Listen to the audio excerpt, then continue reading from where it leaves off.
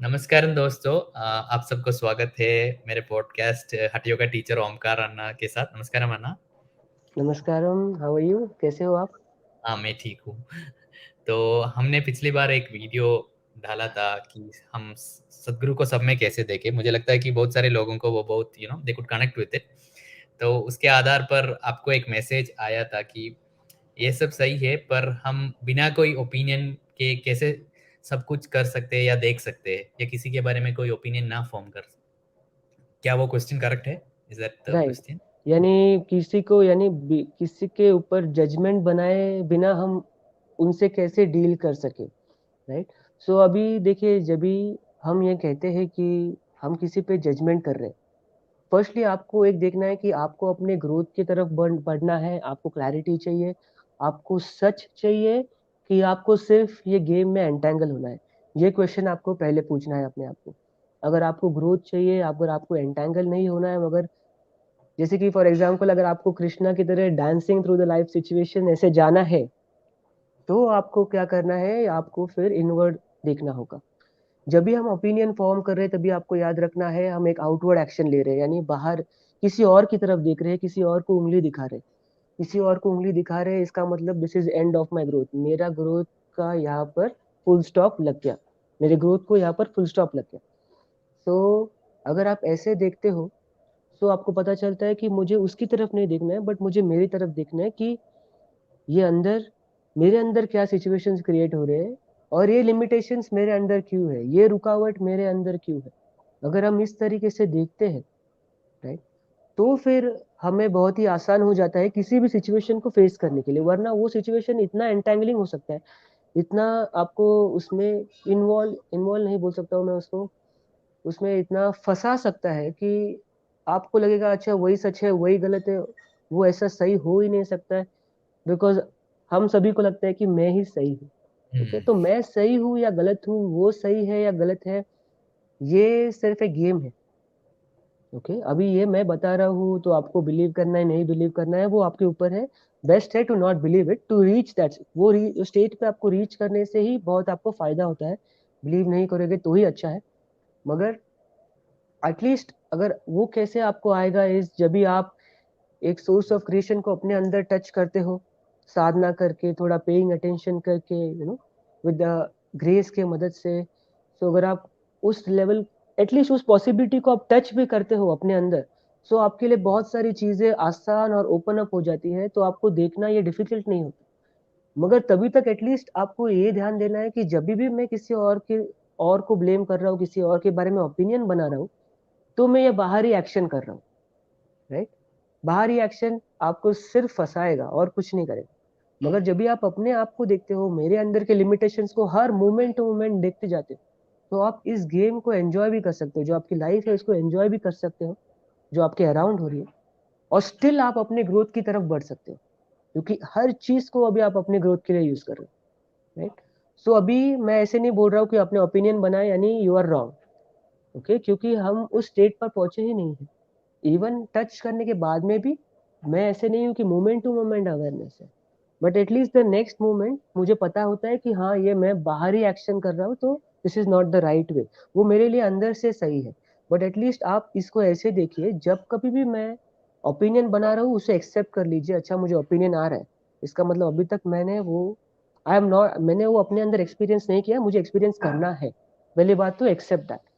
उसके बाद में बस यही देखिए कि बाहर की तरफ जब भी मैं देख रहा हूँ, ये बाहरी सिचुएशन है, मेरे ग्रोथ को ये यहीं पर रुका देगा। मुझे ग्रो करना है, मुझे इस चीज से बाहर निकलना है, मुझे यहाँ पर बहुत आसानी से जीना है, तो फिर मैं अपनी तरफ ही देखता हूँ। ओके, और अपने लिमिटेशंस को बस आइडेंटिफाई करते जाइए, वही एक बहुत बड़ी ग्रोथ है।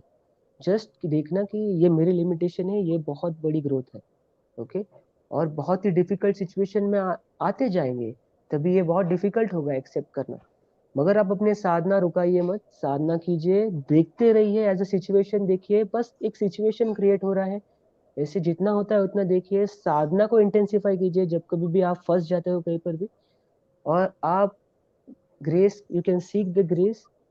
ओके, तो ये डेट डिपेंड्स। अभी आप एक whether are you a seeker, आप बिलीव, थोड़ा सा आप सदगुरु को जानते हो या देवी को जानते हो, तो आप उनको सीख कर सकते हो कि प्लीज गाइड मी, ऐसे करके। अगर वो नहीं करना है तो सीक योरसेल्फ कि क्या है, क्यों हो रहा है। Just let it frustrate you, आपको उसको पूरी तरीके से तोड़ने दीजिए, क्योंकि वो टूटने के बाद ही आप शायद से सोर्स ऑफ क्रिएशन को टच कर सकते हैं।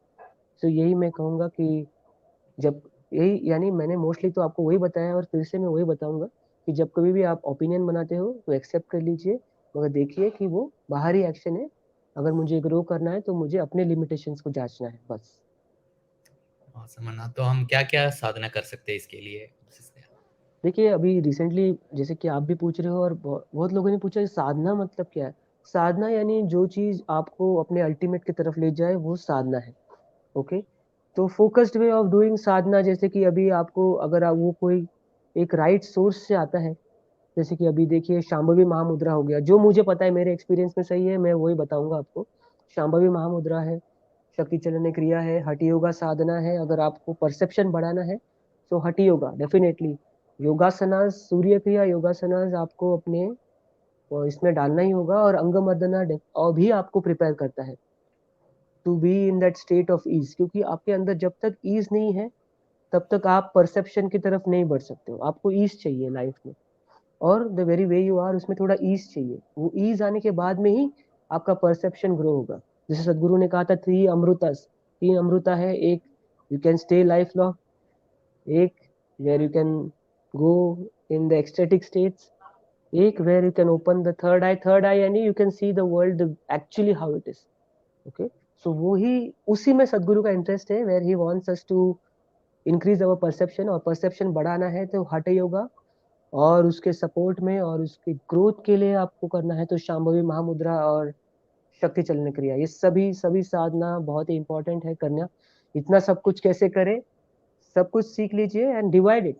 3-4 दिन में डिवाइड कीजिए। कोई कोई रोज करता है सब कुछ, कोई कोई 2 दिन में डिवाइड करता है, कोई 3 दिन में, कोई 4 दिन। मगर वो सब कुछ करना आपके लिए इम्पोर्टेंट है। एक एक करके करना है, ऐसे नहीं कि सभी आज ही करना है। एक एक करके कीजिए, देखिए आपके एक्सपीरियंस में सही है, सही है, वर्क कर रहा है तो go for the next one. ऐसे करके आप उसको इनकॉर्पोरेट कीजिए, आप पेइंग अटेंशन कि क्या चल रहा है, क्यों हो रहा है, मेरे अंदर ये क्यों हो रहा है। ये क्वेश्चन आपको अपने आप को पूछना होगा हर बार, और अटेंशन देते जाओगे किसी भी चीज की तरफ या लाइफ सिचुएशंस की तरफ भी, तो आप उस चीज को टच कर सकते हो डेफिनेटली। तो थैंक यू अन्ना। तो आपका अगला प्रोग्राम कब और कहाँ हो रहा है? अभी एक सूर्य क्रिया का जो प्रोग्राम है वो अभी हो गया है, और योगासनास का जो वीकेंड प्रोग्राम है वो ऑलरेडी स्टार्ट हो गया। It's a 4 days programme.